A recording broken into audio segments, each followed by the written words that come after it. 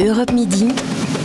Romain Desarbres. Liberté, égalité, fraternité, vous connaissez la devise de la France. Hier, un jeune député, la France Insoumise, a un peu oublié la fraternité. Il a refusé de serrer la main d'un député RN qui lui tendait la sienne. Vous avez été nombreux à être choqués, ça s'est passé à l'Assemblée nationale pendant le vote pour élire la présidente de l'Assemblée. On en parle dans Europe Midi parce que ça dénote un nouveau climat à l'Assemblée nationale. Est-ce que ça vous choque? Vous appelez le 3921 et on en parle, on sera dans un instant en direct avec Rebecca. On est également avec Ludovic Mendes, député Renaissance, donc c'est le nouveau nom de la République En Marche de la Moselle, et avec Ugo Bernalicis, député NUPES, la France Insoumise du Nord. Tiens, est-ce que vous, Ugo Bernalicis, vous n'êtes pas le plus jeune député de l'hémicycle? J'ai vieilli en 5 ans. Vous avez vieilli en 5 ans, comme nous tous. Donc vous n'étiez pas le jeune député qui a refusé de serrer la main. Mais est-ce que vous auriez serré la main de Philippe Ballard, qui est député RN, avec qui vous avez peut-être débattu sur des plateaux de télé ou dans des studios radio, et il vous l'attend comme on tend la main à quelqu'un pour le saluer. Est-ce que vous l'auriez serré cette main ou pas, vous? Non. Je ne l'ai pas fait en 5 ans, donc je ne vais pas commencer aujourd'hui, parce que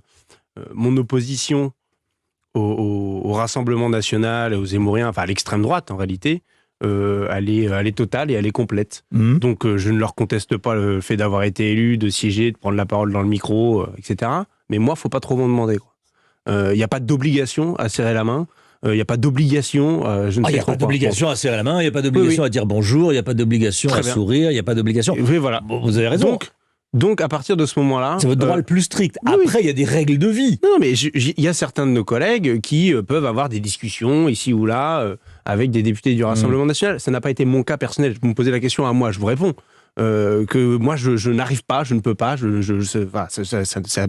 c'est trop pour moi. Donc vous trouvez que votre collègue a bien fait? Quand vous voyez la séance inaugurale qui commence avec le président doyen d'âge qui nous fait le nostalgique de l'Algérie française, oui, j'ai encore moins envie de leur serrer la main et de montrer une quelconque accointance de près et de loin avec ces gens-là. Donc si on a pu signifier ça, et si Louis Boyard, mon collègue, jeune collègue, a pu signifier notre opposition totale au Rassemblement National, voilà une belle démonstration. Ludovic Mendes, qu'est-ce que vous en pensez, vous? Vous auriez serré la main du député RN? J'ai serré la main de toutes les personnes qui étaient là, c'est normal. Du moins, en tout cas, pour moi, ça l'est. Dans le sens où il y a les êtres humains, il y a les idées politiques. Et il faut savoir aussi dépasser les idées politiques et respecter les êtres humains. D'ailleurs, même quand on n'est pas d'accord entre nous avec la France Insoumise, on ne va pas se taper dessus derrière pour autant. Il faut aussi se respecter. Et le respect passe aussi par une poignée de main, passe aussi par une démarche républicaine. Alors certes, on peut et on doit contester les propos sur l'Algérie française qui ont été tenus hier. On va en parler mais au-delà de ça, sur le fonctionnement, je trouve ça un peu dommage. Oui, chacun fait comme il a envie, c'est leur choix. C'est pas le mien. Moi, je suis plutôt dans la nuance et je pars du principe qu'il faut faire attention à ça. J'ai passé plus de 2 heures assis à côté d'Emmanuel Ménard. Emmanuel Ménard hier. Vous doutez bien la femme de Robert Ménard, qui est non inscrite et plutôt d'extrême droite, vu les positions qu'elle peut avoir. On a eu 5 ans dans l'hémicycle, parfois très tendus, malgré tout, on était l'un à côté de l'autre, on a quand même fini par discuter, parce que on est des êtres humains avant tout. Et puis nous, aux 15 parlementaires, par exemple, parce qu'on est une équipe de rugby, il y a des personnes de la France Insoumise, il y a des personnes du RN. Quand moi j'ai Alexis Corbière à ma droite... Vous faites partie du 15 parlementaires. Et quand j'ai Alexis Corbière à ma droite et que j'ai lui Alliot derrière moi, vous doutez bien qu'on se bat pour les mêmes couleurs et pour la même équipe. Donc oui, il faut faire un effort. Pour moi, il y a d'abord l'être humain, après il y a les idées politiques. Et on combat les idées politiques, mais on combat pas les hommes et les femmes. Ça donne une bonne image du député, Ugo Bernalicis. Vous ne trouvez pas que la société est assez tendue comme ça? Il y a besoin d'en rajouter je ne sais pas, il n'a pas voulu lui serrer la main. On ne va pas non plus en faire une affaire d'État. Mais en tout cas, c'est de la signification politique pour lui comme pour moi. C'était celle-là. Et après, ce n'est pas une ligne conductrice du groupe parlementaire. Comme je vous l'ai dit, il y a des collègues, et ça a été rappelé, dans le 15 parlementaire, qu'on jouait ensemble. Bon, dans l'équipe de foot, on n'avait pas de fascistes. Donc au moins, comme ça, la question ne se posait pas. Mais en réalité... je crois que chacun doit pouvoir aussi faire comme il le sent et c'est pas un détail ce qui s'est passé. Non, c'est pas un détail, c'est un message politique. Vous savez très bien ce que ça veut dire. Je voulais traduire ce message politique, une opposition ferme, frontale, totale, aux thèses, aux idées, au fonctionnement et à ce que porte le Rassemblement national. Surtout qu'à la limite, je peux bien faire une distinction entre un espace privé où on peut avoir une politesse, etc. Là, c'est filmé, c'est public, c'est dans la séance de l'Assemblée nationale, donc oui, ça a une signification. Mais justement, et c'est celle-ci, la signification qui est là. Alors après, on peut nous trouver impolis, tout ce que vous voulez, mais enfin, sur l'échelle des reproches qu'on fait à la France Insoumise et à Nouvelle Union Populaire, finalement, l'impolitesse, ça reste assez léger. Si c'est être impoli aussi, avec l'extrême droite, ça me va. Je pense aussi à tous les parents qui expliquent à leurs enfants qu'il faut respecter l'adversaire au sport. Je pense que c'est bien moins anodin que ce que certains imaginent. Rebecca avec nous. Bonjour Rebecca, merci d'être avec nous. Vous nous appelez Bonjour à vous. Vous nous appelez de Paris et vous travaillez dans le secteur financier. Qu'est-ce que vous en pensez, vous ? Alors écoutez, il y a juste une petite précision que j'aimerais apporter. En fait, il ne s'agit pas juste d'un serrage de main habituel.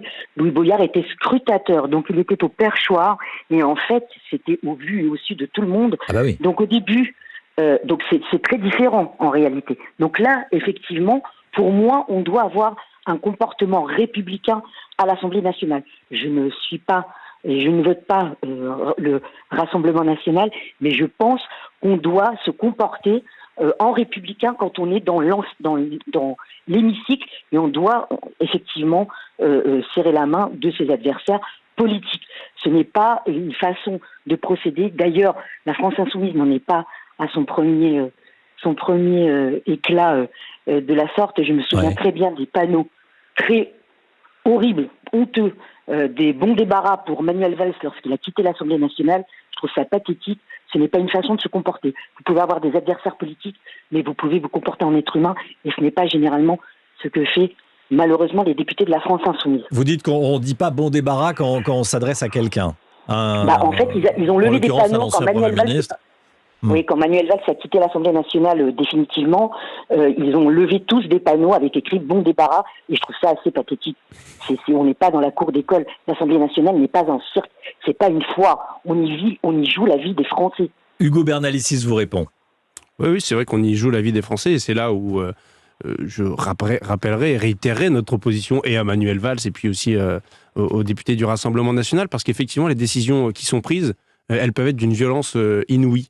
Quand il y a la réforme de l'assurance chômage qui est proposée par Elisabeth Borne à l'époque, qui était au travail maintenant Première ministre, et qui fait que vous avez plus de quasiment 1,2 million de Français qui perdent concrètement à la fin du mois de l'argent alors qu'ils sont dans la difficulté, qu'ils n'ont plus d'emploi, ouais, ça me semble un peu violent, ça me semble un peu pas très républicain, pour le dire de la sorte. Mais les brevets de républicanisme à géométrie variable, moi, ça commence à bien faire. Parce que là, pendant qu'on discute, on est en train d'attribuer les postes à l'Assemblée nationale. Et la majorité, relative, rappelons-le, est en train de jouer à un jeu un peu dangereux, à dire que le RN a le droit à ci, a le droit à ça, et que par contre les Insoumis, il faudrait bien qu'ils se calment un petit peu, même si nous sommes 150 finalement dans cette nouvelle Union populaire et que nous présentons nos postes ensemble. Le jeu de troupe qui a été fait sur la Commission des finances, le fait qu'Éric Woerth, qui a rejoint la majorité, encore un qui a retourné sa veste, nous explique que plutôt Hitler que le Front populaire, quoi, concrètement. C'est ça la ligne politique aujourd'hui très trouble qu'entretient la majorité, ceux-là même qui appelaient au barrage,